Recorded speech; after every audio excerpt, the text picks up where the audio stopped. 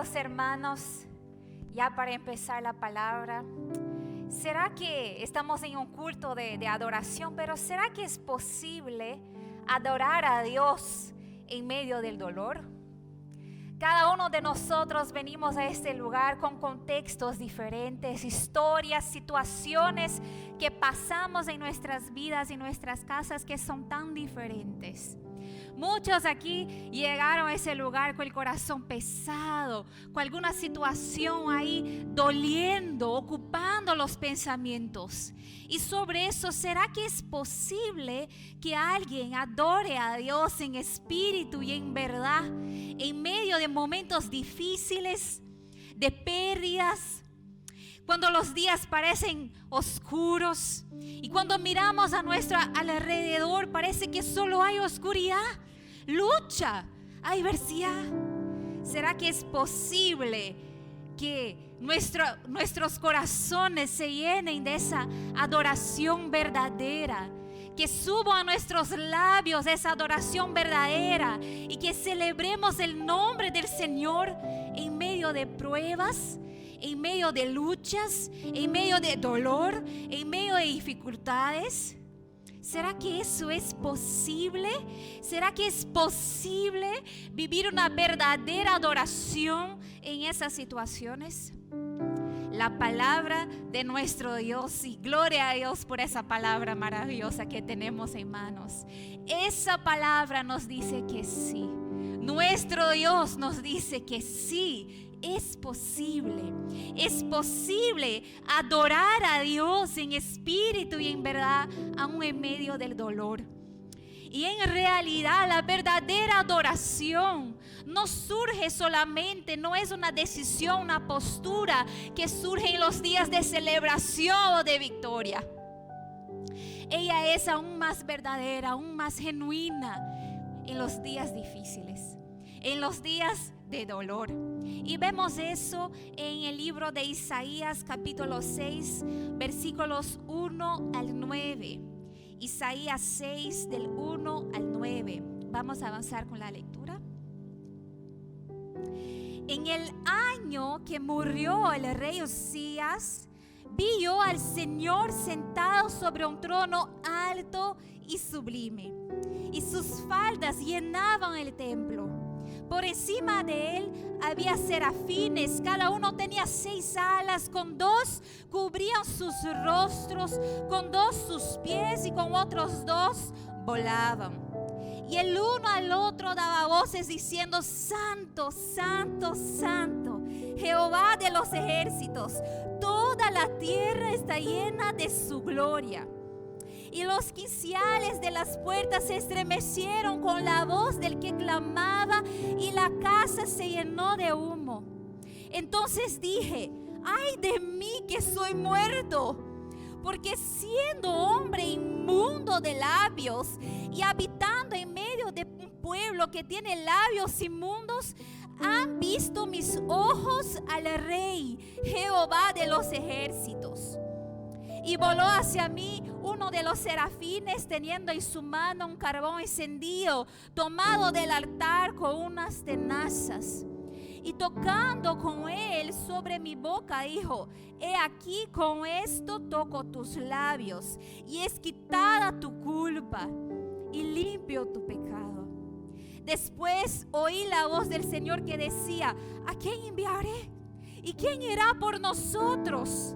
Entonces respondió: heme aquí, envíame a mí. Y dijo: anda, y a este pueblo, oí bien y no entendáis, ve por cierto, mas no comprendáis. En ese contexto, Isaías estaba viviendo un momento de profundo dolor. Ese rey llamado Uzías, justo en el versículo 1, había morido. Y Uzías no era alguien que estaba lejos, no tenía una relación lejana de Isaías. Por lo contrario, era alguien cerca. Durante el tiempo del reinado del rey Uzías, hubo un ejemplar y grande desarrollo del reino de Judá. Usías, el rey Usías, era reconocido como un rey piedoso, uno de los más piedosos que hubo en toda la historia de Judá. A tal punto que durante sus 52 años de reinado, él promovió cambios sociales tan profundos. Él promovió el retorno al culto al Señor. Él facilitó que el pueblo de Judá adorara a Dios. Eso, su propio nombre, Usías, significaba Jehová es mi fortaleza.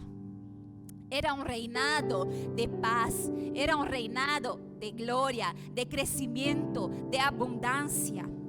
La muerte de ese rey no era una muerte que generaba alivio al pueblo, sino era una muerte que generaba un profundo dolor, una profunda angustia, no solamente al pueblo de Judá, sino al profeta Isaías. Porque era una bendición ser profeta en un reinado donde el rey temía a Dios. Era una bendición. Pero siempre vemos en las escrituras que ser profeta en un tiempo de abominación, en un tiempo donde el rey se aparta del Señor, era un proceso, era un momento del dolor. Isaías, bajo el reinado del rey Usías, vivió momentos de grande alegría. Usías también era un grande líder visionario. Durante su reinado, el ejército de Judá era tan bien entrenado que él vencía las guerras que surgían en contra de los filisteos. El pueblo de Judá creció y dice las escrituras que tuvo tantas riquezas cuanto en el tiempo del reinado de Salomón. Era un reinado próspero. Su economía era abundante. Los acuerdos comerciales eran excelentes. Había paz en las fronteras. El pueblo de Dios vivía en paz y alegría bajo el reinado de Usías, hasta el momento en que ese rey murió. Usías murió. ¿Sería posible adorar en medio de esa pérdida?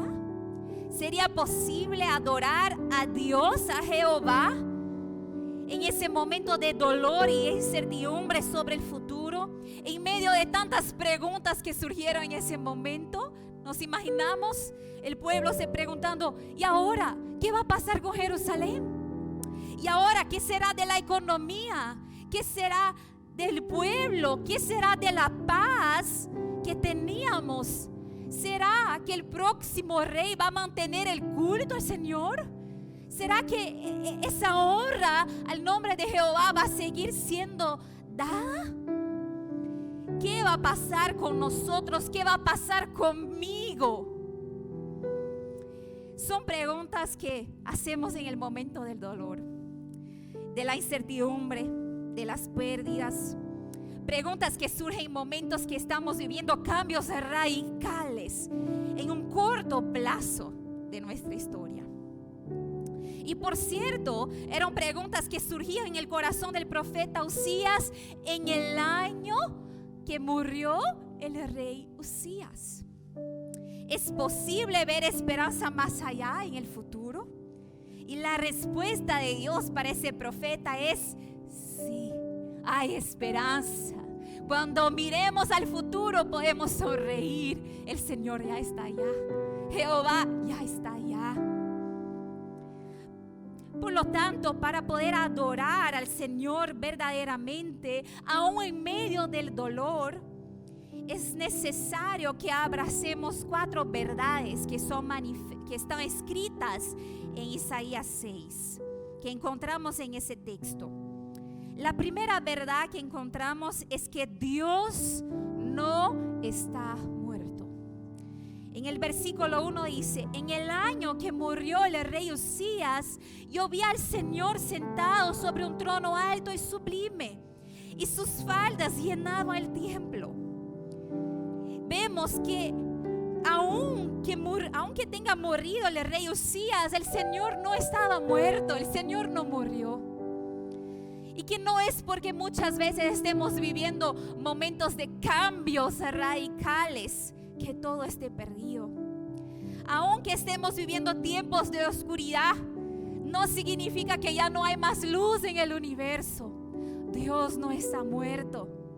En un momento de dolor, de angustia, en que Isaías probablemente se cuestionaba: ¿y qué será de nosotros, de nuestra historia, de nuestro legado, del pueblo, del culto al Señor?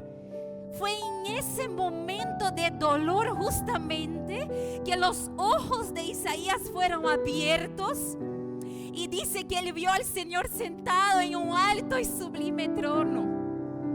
En el año de la muerte del rey Usías, yo vi al Señor, y el Señor no estaba muerto. El Señor estaba vivo, y no solo vivo, estaba reinando gloriosamente, sentado en un alto y sublime trono. Esa es la verdad que debemos abrazar y debemos mantener viva en nuestros corazones cuando las luchas se levantan. Cuando las incertidumbres, las preguntas: ¿por qué pasa eso conmigo ahora? Esa es la verdad que debemos abrazar en esos momentos. Debemos hacer recuerdo, aunque esté difícil, aunque esté oscuro, aunque mi corazón esté llorando y nadie más allá afuera esté escuchando. Aún así yo sé que Dios no está muerto. Él sigue en su trono. Él sigue gobernando a todo y a todos. Fue justamente en un momento así que Job, en el capítulo 19:25, pudo decir: yo sé que mi Redentor vive, y Él se levantará sobre la tierra. Si usted está viviendo dificultades en su casa, en sus negocios, en su economía, en su matrimonio, con sus hijos, en la iglesia, ¿se acuerda de eso? No se olvide de eso. Dios no está lejos. Dios no cerró sus ojos. Dios no se olvidó de usted. Dios no tapó sus oídos para no escuchar tu oración. Dios no está muerto. Nuestro Dios vive y reina soberanamente. Ese pasaje dice que con tamaña gloria reina nuestro Dios, que los serafines que estaban alrededor del trono tenían alas que cubrían sus rostros. ¿Por qué? Porque no podían ni mirar, no tenían la osadía ni de mirar al rostro de ese Dios tan glorioso.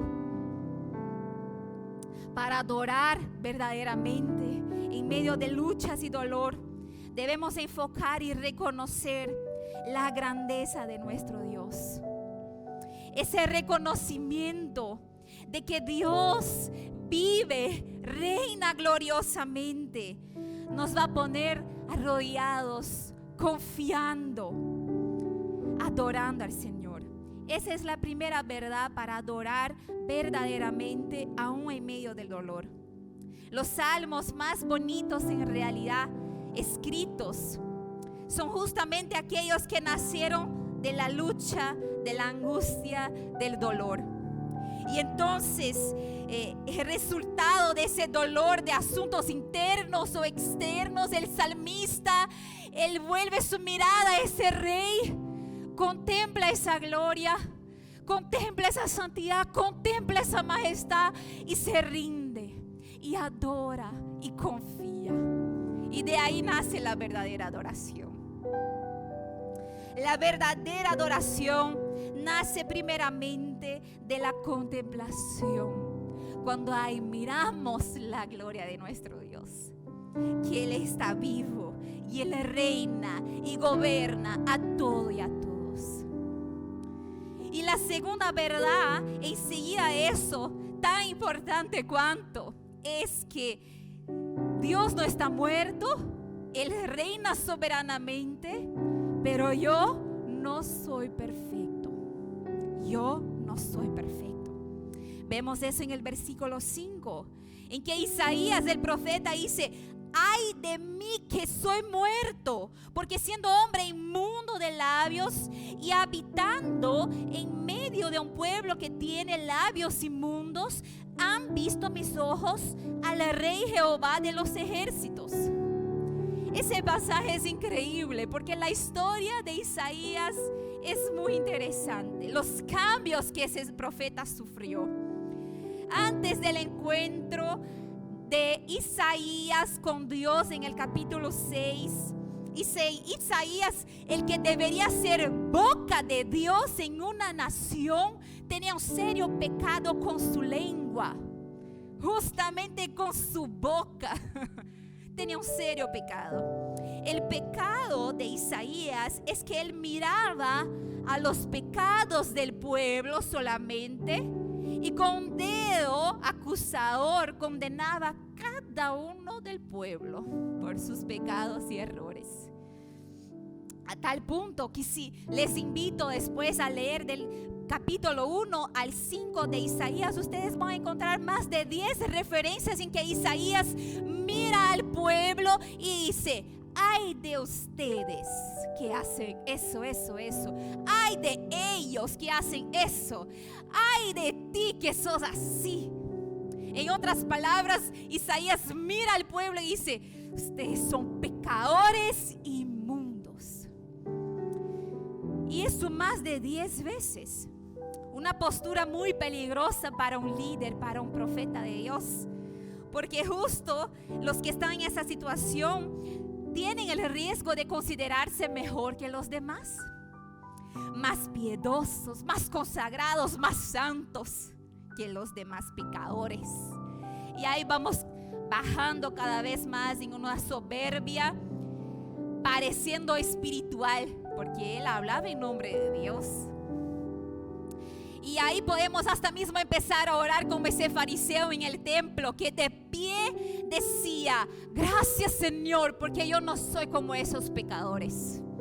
En cuanto a su lado tenía un hombre completamente lanzado al piso, sin coraje de mirar al cielo, batiendo en su pecho y diciendo: Señor, yo reconozco que soy pecador.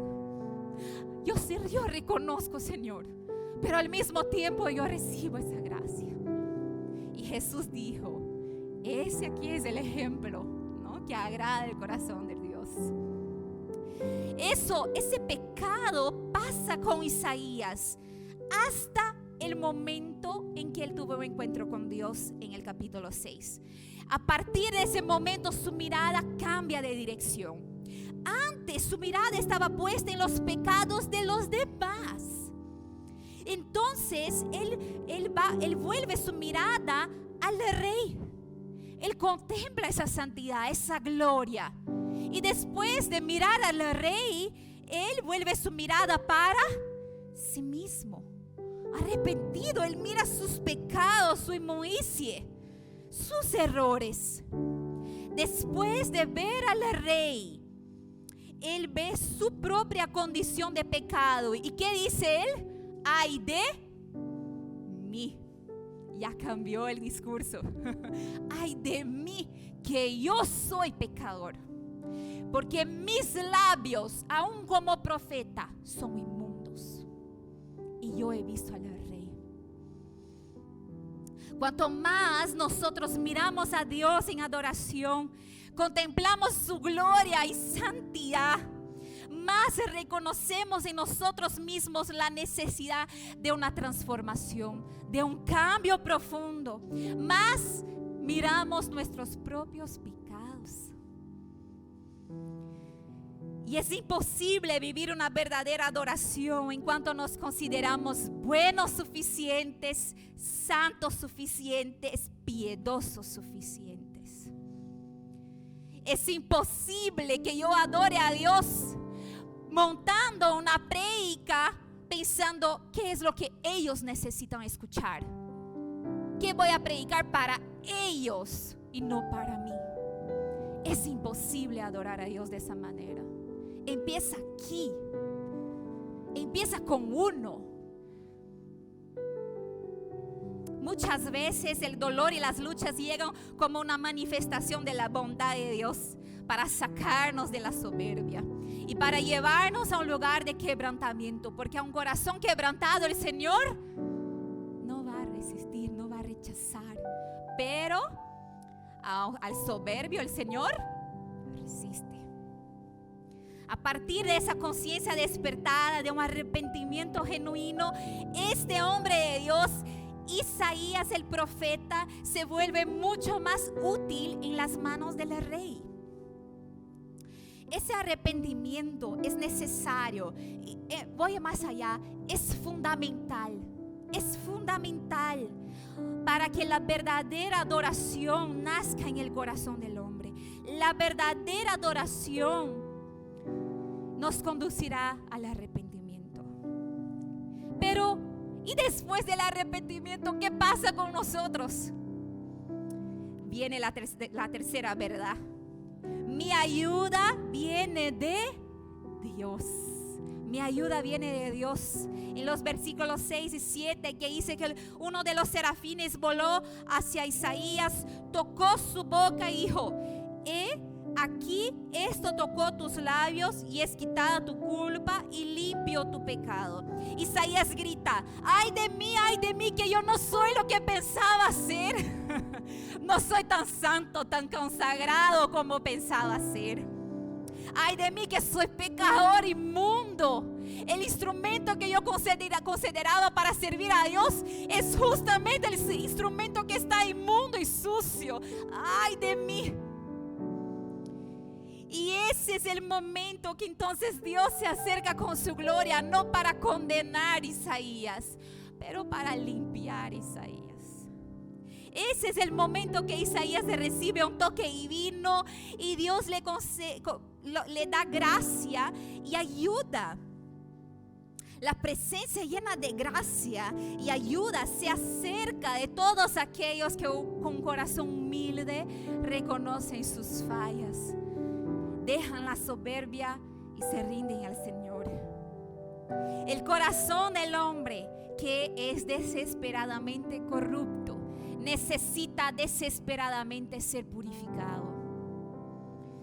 Sea ese hombre un grande líder, un grande pastor, un grande profeta como era Isaías, o un hombre simple, sin cargo ministerial, todos necesitamos desesperadamente ser purificados por Dios. En el momento del dolor, de la lucha, de la dificultad, mis hermanos, guardemos esa palabra en nuestros corazones. Nuestra ayuda viene del Señor. En mis fuerzas yo no puedo. Queridos, yo no soy. Yo no tengo. Yo no puedo. Pero nuestro Dios es. Nuestro Dios tiene. Nuestro Dios puede. Él viene a nuestro rescate, a limpiarnos, purificarnos y habilitarnos para su obra. No soy yo que cambio mi vida, es el Señor que transforma mi historia. No somos nosotros quienes salvamos a nosotros mismos. De Dios viene la salvación. Y ese camino se llama Jesús. Cuántos milagros, cuántas bendiciones, cuántos cambios internos perdemos porque queremos mantener los asuntos que duelen en nuestros corazones y ocupan nuestros pensamientos bajo nuestro control. Queridos, vamos a entreguemos al Señor esos asuntos. La verdadera adoración nos conducirá a la purificación. Porque es Dios quien hará esa obra.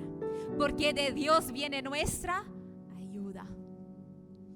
Y por fin, la cuarta y última verdad en ese pasaje para vivir una verdadera adoración es que nuestra misión aún no ha terminado. Vemos eso en los versículos 8 y 10, que después él escuchó la voz del Señor que decía: ¿a quién enviaré? ¿Quién irá por nosotros? Isaías respondió: heme aquí, envíame a mí. El Señor empieza a dar direcciones para Isaías.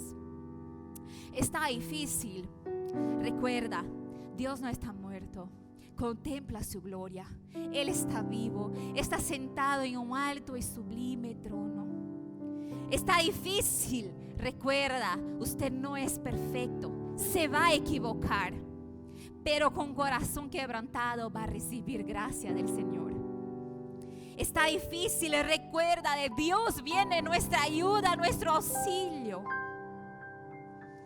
Y cuando ese auxilio, cuando esa ayuda te alcanza, recuerda que debemos hacer pública la gracia que hemos recibido.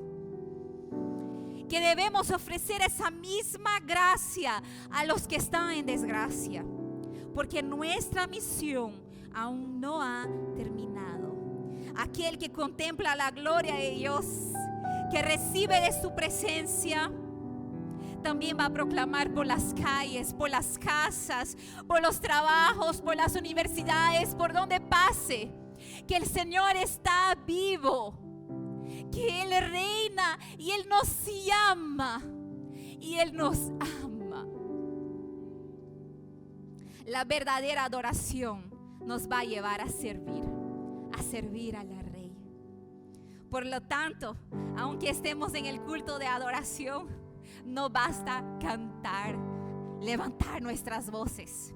La verdadera adoración está en reconocer que Él está vivo, Él reina, y contemplar esa gloria maravillosa. Y después de eso reconocer, es verdad, yo no soy perfecto, pero abrazo esa gracia maravillosa, yo abrazo esa cruz. Y después ver que de Dios viene nuestra ayuda.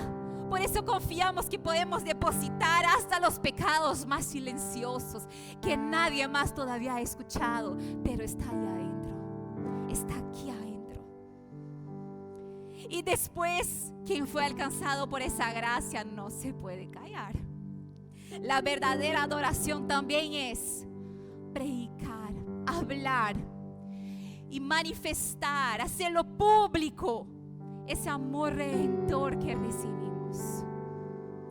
Para finalizar, hay una música famosa que se llama Amazing Grace, ¿no? Sublime gracia en español. En portugués, maravillosa gracia. Y la letra de esa música fue escrita por un hombre llamado John Newton. Y ese hombre, en su pasado, él fue en realidad un capitán de barcos de esclavos. Él fue un traficante de esclavos. John Newton fue un traficante de esclavos.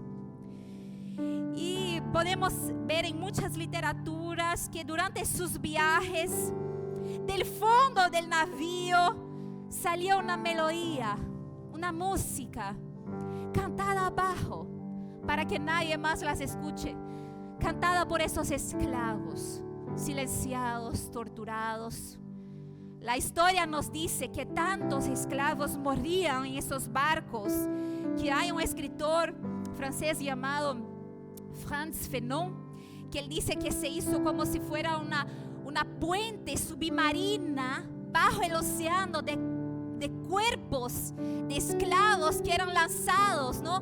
Moría y lanzaban el cuerpo, porque ya sus cuerpos no aguantaban tanto dolor, tanto sufrimiento, tanta enfermedad.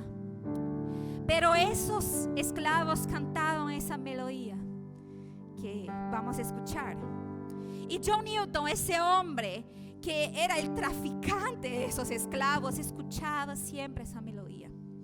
Y fue entonces que un día, en una tempestad, él tuvo un encuentro con Dios sobrenatural y dijo: si yo sobrevivo a eso, me rindo. me voy a convertir.